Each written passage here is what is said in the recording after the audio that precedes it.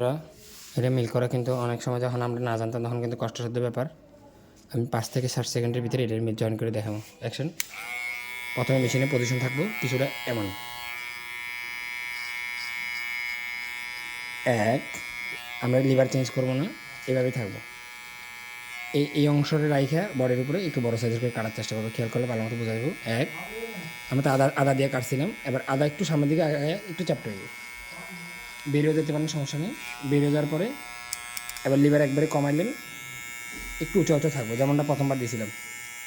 এখন আবার খাড়া, তার মানে উঁচা নিচা উঁচা নিচা।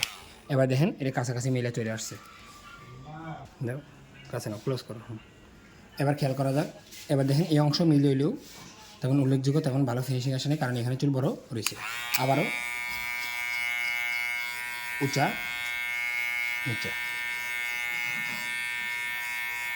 উঁচা মানে স্লোপ, নিচা মানে চাপ, এবং ওই অবস্থায় আসবো। এবার 1 নম্বরে একটু উঁচা একটু চাপ। চাপের সময় আপনার মাংসের দিকে খেয়াল করেন তো বস পাচ্ছে আর লড়তেছে বারবার করে।